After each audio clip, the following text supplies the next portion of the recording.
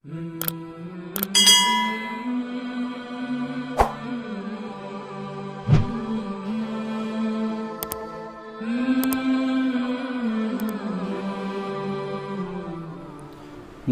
ونصلي ونسلم على رسوله الكريم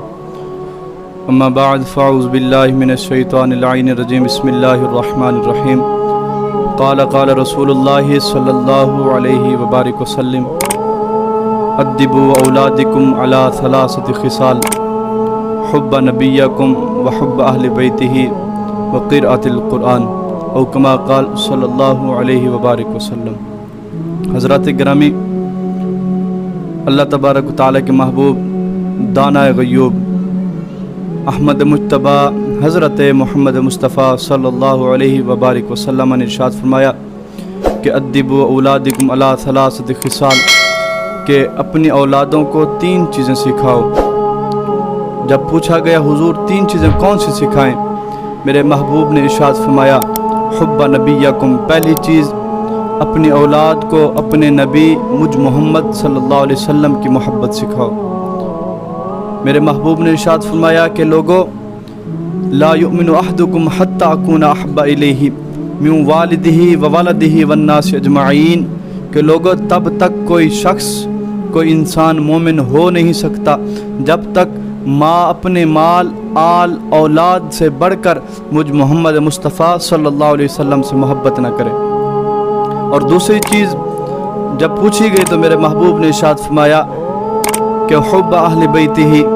کہ میرے اہل بیت سے محبت کرو۔ میرے اہل بیت امام حسن، امام حسین، مولا کائنات سیدہ طیبہ خاتون جنت سے محبت کرو۔ اہل بیت سے محبت کے بارے میں تفسیر ابن کثیر، سوائق المحرقہ اور دیگر کتب میں احادیث مبارکہ نقل کی گئی ہیں۔ ان میں سے تفسیر ابن کثیر رحمۃ اللہ علیہ فرماتے ہیں کہ میرے محبوب نے ارشاد فرمایا من مات علی حب آل محمد مات شہیدا، کہ لوگوں جو شخص میرے اہل بیت سے محبت کرتا ہوا دنیا زندگی گزار دی اور محبت کرتے کرتے اس دنیا سے رخصت ہوا، جب وہ اس دنیا سے رخصت ہوا اس نے شہادت کا درجہ پا لیا۔ تو میرے محبوب نے جہاں یہ خوشخبری سنائی کہ جس نے محبت کی اس نے شہادت پا لی،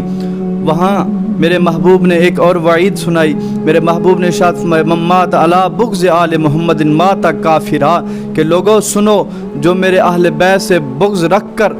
مرا وہ کافر ہو کر مرا۔ اہل بیت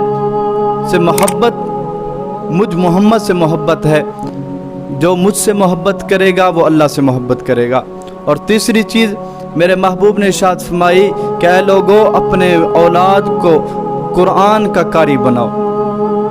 قرآن کا قاری بناؤ، قرآن کی سمجھ بوجھ ان کو دو۔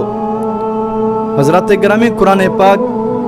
وہ چیز ہے، داتا علی حجویری رحمۃ اللہ علیہ فرماتے ہیں کہ جب آپ اپنے مریدین کی مجلس لگاتے تو آپ فرماتے تھے کہ یارو جب رات کو اٹھا کرو، تہجد کے وقت اٹھا کرو تو اٹھ کر قرآن پاک کی تلاوت کیا کرو،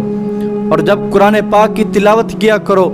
تو اللہ کی بارگاہ میں آہوزاری کیا کرو، گریہ کیا کرو، اللہ سے توبہ کیا کرو۔ تو ایک مرید کھڑا ہوا، عرض کرتا ہے یا شیخ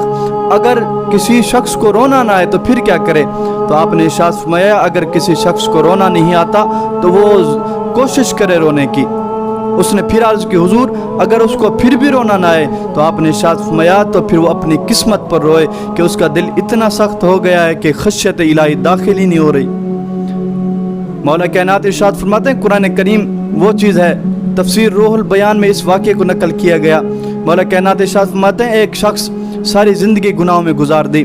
جب آخری وقت آیا اس کی گھر والی کو حمل تھا، جب وہ جانے لگا تو اپنی گھر والی کو وصیت کی کہ اے میری زوجہ،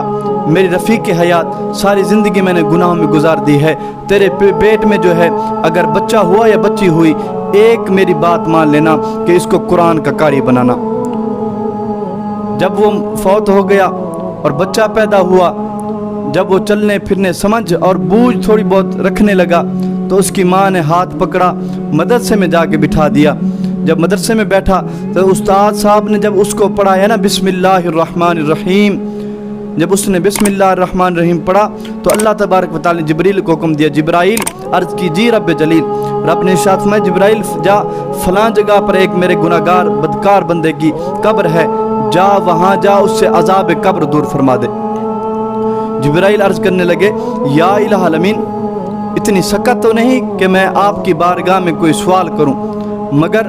یا الہ العالمین وہ شخص تو ایسا شخص تھا جس نے ساری زندگی گناہ ہی گناہ کیے، تجھے راضی کرنے والا کوئی کام نہیں کیا۔ رب نے ارشاد فرمایا جبرائیل میں جانتا ہوں، مگر آج اس کا بیٹا جب وہ اس دنیا سے رخصت ہوا، اس کا بیٹا ماں کے پیٹ میں تھا، آج اس کا بیٹا چلنے پھرنے سمجھنے اور بوجھنے کی طاقت رکھتا ہے، آج اس نے فرش پر بیٹھ کر فلاں زمین پر بیٹھ کر اس نے میرا نام لیا ہے۔ جب اس نے کہا نا بسم اللہ الرحمن الرحیم، اے اللہ تیرے نام سے شروع کرتا ہوں، تو بڑا رحمان اور رحیم ہے کہ جبرائیل وہ بچہ زمین پر بیٹھ کر مجھے رحمان اور رحیم کر کہہ رہا ہے اور پکار رہا ہے۔ مجھے رب کی رحمت کو یہ گوارا نہیں کہ ایک بچہ کم سن بچہ وہ مجھے رحمان اور رحیم کہے اور میں اس کے بیٹے کو اس بیٹے کے والد کو عذاب قبر دوں۔ نبی علیہ السلام نے ارشاد فرمایا کہ کل قرب کا جب قیامت آئے گی تو قیامت کے دن ایسے شخص موجود ہوں گے جن کو نورانی لباس پہنایا جائے گا اور ان کے سروں پر تاج سجے ہوں گے۔ لوگ جب ان کو دیکھیں گے تو حسرت کریں گے، جب آپس میں گفت و شنید میں مصروف ہوں گے تو لوگ کہیں گے یار یہ کسی امت کے نبی تو نہیں ہیں، یہ کسی امت کے ولی تو نہیں ہیں۔ جب وہ یہ کہہ رہے ہوں گے تو ہاتف غیبی سے آواز آئے گی، لوگو سنو یہ کسی امت کے نبی بھی نہیں ہیں، یہ کسی امت کے ولی بھی نہیں ہیں، یہ میری محبوب صلی اللہ علیہ وسلم کے امت کے حفاظ کرام کے والدین ہیں۔ اللہ تبارک و تعالی حفاظ کرام کو یہ شان عطا فرمائے گا کہ ان کے والدوں کی شان یہ ہوگی کہ کل قیامت کے دن لوگ رشک کریں گے کاش کہ ہم بھی اپنے بچوں کو قرآن کی تعلیم سے آراستہ کرتے، کاش ہمیں اپنے بچوں کو دنیاوی تعلیم سے ہٹا کر رب کے اور رب کے رسول کے راستے میں ان کو لگا دیتے۔ دعا ہے کہ اللہ جل وعلا ہمیں نبی علیہ السلام کی محبت، اہل بیت کی محبت اور قرآن سے محبت رکھنے کی توفیق عطا فرمائے۔